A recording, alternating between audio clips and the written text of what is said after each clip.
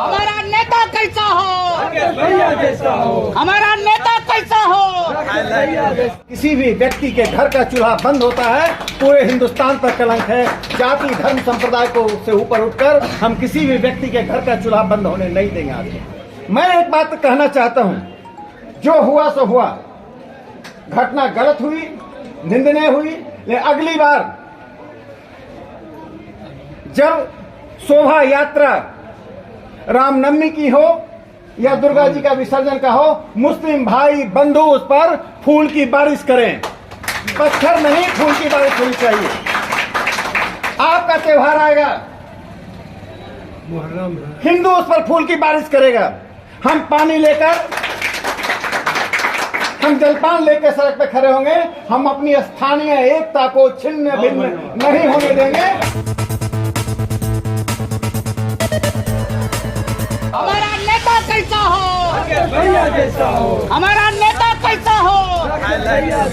बेगूसराय जिला अंतर्गत बलिया थाना क्षेत्र में दुर्गा प्रतिमा विसर्जन के दौरान दो समुदायों के बीच हुए विवाद के चौथे दिन राज्यसभा सांसद प्रोफेसर राकेश सिन्हा ने शनिवार को बलिया थाना क्षेत्र अंतर्गत मिर्सिकार टोला पहुंचकर समाज के दोनों समुदाय के लोगों से मुलाकात की है। इस दौरान उन्होंने कहा कि जो हुआ सो हुआ, हम उस घटना की घोर निंदा करते हैं। भविष्य में ऐसी घटना ना हो और आपस में इतना मेल मोहब्बत पैदा करें कि जब भी कोई पर्व त्योहार दोनों समुदाय का हो तो दोनों समुदाय एक दूसरे पर पत्थर बरसाने की जगह पर फूल बरसाएं। उन्होंने कहा कि अगली बार पर्व से माहौल इतना शानदार होना चाहिए कि अगर कोई एक दूसरे का झंडा लगाने के बाद जगह खाली रह जाए तो दूसरे समुदाय के लोग बोले यहाँ भी लगा दो, ताकि आपस में मेल मोहब्बत पैदा हो।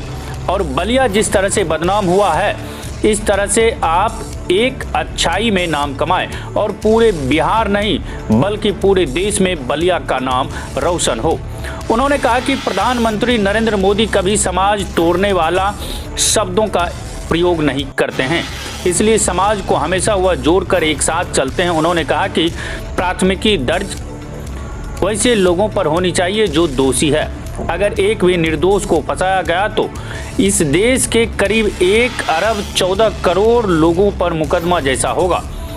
उन्होंने कहा कि पता चला है कि दुर्गा पूजा समिति के सदस्यों को भी फंसाया गया है। इस संदर्भ में हम जिलाधिकारी एवं जिला एसपी से संपर्क करेंगे।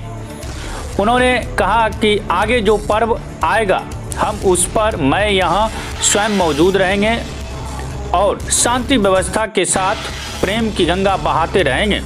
हम वोट की कोई राजनीति नहीं करते हैं, बल्कि समाज को आगे बढ़ाने की राजनीति होनी चाहिए।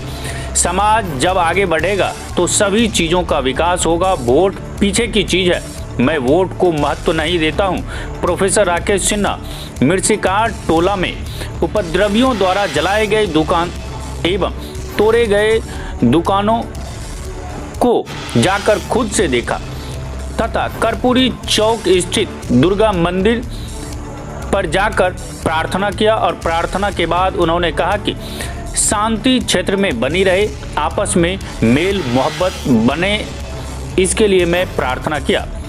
श्री सिन्हा ने बलिया हिंसा में घायल बलिया थाना के चौकीदार दीपक पासवान के घर पर जाकर उनसे मुलाकात किया तथा बेहतर इलाज के लिए उन्होंने डॉक्टर से संपर्क कर बेगूसराय एवं पटना में अपने खर्च पर इलाज कराने का घोषणा किया।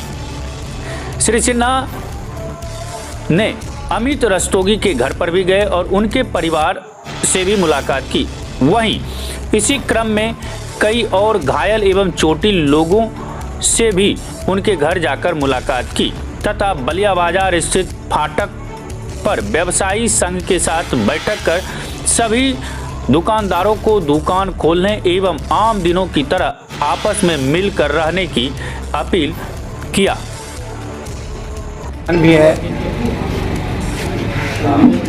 10वीं का दिन था और मैं बछवाड़ा में एक मंदिर दर्शन के लिए जा रहा था। हमारी पार्टी के उपाध्यक्ष श्री बलराम जी ने मुझे कहा, एक बच्चा जो रेलवे की नौकरी में गया कट गया है उसके हम घर चलेंगे। 4 महीने की नौकरी थी और रेलवे में दुखद अंत हुआ। हम सबको लगा कि माँ देवी के दर्शन से कम महत्वपूर्ण उस माँ का दर्शन नहीं है जिस माँ ने अपने बेटे को खो दिया। हम उनके घर गए। प्रधानमंत्री नरेंद्र मोदी जी ने जो कार्य संस्कृति शुरू की है उसका मैं एक उदाहरण देता हूं। दलीय आधार पर हम विरोध कर सकते हैं प्रधानमंत्री जी का, लेकिन जो कार्य संस्कृति उसका मैं उदाहरण देता हूं, शायद ये पहले नहीं होता। DRM साहब जो समस्तीपुर के हैं, वे दिल्ली में अपने पिताजी का इलाज करा रहे थे। मैं इनको फोन किया, विजयादशमी की बधाई दी और मैंने कहा कि एक माँ आंसू बहा रही है, बेटा वापस नहीं आ सकता है, उसका कंपनसेशन तुरंत होना चाहिए। और DRM साहब ने आधे घंटे के अंदर निर्णय लिया। दशमी के दिन जब सारे दफ्तर बंद थे, निर्णय यह हुआ कि 75,000 दशमी के अगले दिन और 20 लाख रुपये 1 सप्ताह के अंदर उसके अकाउंट में आ जाए। कहने का तात्पर्य है, बलिया की सड़क, बलिया का स्टेशन, बलिया की गरीबी हमारे लिए प्राथमिकता का विषय है। यहाँ किसी भी व्यक्ति के घर का चूल्हा बंद होता है, पूरे हिंदुस्तान पर कलंक है। जाति धर्म संप्रदाय को से ऊपर उठकर हम किसी भी व्यक्ति के घर का चूल्हा बंद होने नहीं देंगे। आज मैं एक घटना का जिक्र करना चाहता हूँ, सौहार्द क्या होता है। प्रधानमंत्री नरेंद्र मोदी जी ने आबू धाबी गए। आबू धाबी में हजारों हिंदू रह रहे थे, पूजा का कोई स्थल नहीं था। मालूम है आबू धाबी में 100% जनसंख्या मुस्लिम जनसंख्या है। प्रधानमंत्री जी ने अपने व्यक्तित्व कृतित्व से 27,000 स्क्वायर फीट जमीन ली, मंदिर का शिलान्यास किया, मंदिर का उद्घाटन किया। आबू धाबी में मंदिर बन सकता है, वहां के हिंदू मुस्लिम में कोई अंतर नहीं हो पाएगा, तो क्या हम हिंदुस्तान में आपस में लड़ें? दूसरी घटना मैं बताना चाहता हूं। केरल के चेरामन में एक राजा ने देखा कि मुस्लिम व्यापारी सड़कों पर इबादत कर रहे हैं। उन्होंने अपने मंत्री से कहा, रातों रात इस मंदिर को मस्जिद बनाओ। पहला मस्जिद है दुनिया का जिसका दरवाजा पूरब की ओर खुलता है, जिसमें पीतल की घंटी है, पीतल का दिया है। अभी भी चेरामन मॉस्क के नाम जानता है। प्रधानमंत्री मोदी जी ने उसका रिप्लिका अरब के राजा को भेंट किया। भारत की पंथ निरपेक्षता इसलिए मौजूद है, हम विविधता में विश्वास करते हैं। भारत की पंथ निरपेक्षता मजबूत इसलिए है कि यहाँ स्वामी श्रद्धानंद हुए, यहाँ गणेश शंकर विद्यार्थी हुए, यहाँ दीनदयाल उपाध्याय हुए। मैं एक बात कहना चाहता हूं, जो हुआ सो हुआ, घटना गलत हुई, निंदनीय हुई, लेकिन अगली बार जब शोभा यात्रा रामनवमी की हो या दुर्गा जी का विसर्जन का हो, मुस्लिम भाई बंधु उस पर फूल की बारिश करें, पत्थर नहीं फूल की बारिश होनी चाहिए। आपका त्योहार आएगा, हिंदू उस पर फूल की बारिश करेगा, हम पानी लेकर, हम जलपान लेकर सड़क पे खड़े होंगे। हम अपनी स्थानीय एकता को छिन्न भिन्न नहीं होने देंगे, हमें अपनी जान भी देनी पड़ेगी। देखिए, घर बना देना आसान होता है, जमीन के गड्ढे को भर देना आसान होता है, लेकिन मन की खाई को भरना बहुत कठिन होता है। अविश्वास के माहौल को बंद कीजिए। रात को 12 बजे हमारी बेटी, हमारा छोटा बेटा सड़क से गुजरे तो माँ बाप को इसकी चिंता ना हो। इसकी तो चिंता हो कि रास्ते में कोई भूत आ जाए, रास्ते में कोई जानवर आ जाए, लेकिन इसकी चिंता ना हो कि रास्ते में कोई सांप्रदायिक ताकत उसे समाप्त कर दे। इस चिंता से मुक्त कर दे। हमारा सामाजिक, आर्थिक, राजनीतिक व्यवहार ऐसा हो जिसमें विविधता हो। मैं बेगूसराय के मुस्लिम समुदाय से एक और अपील करना चाहता हूं।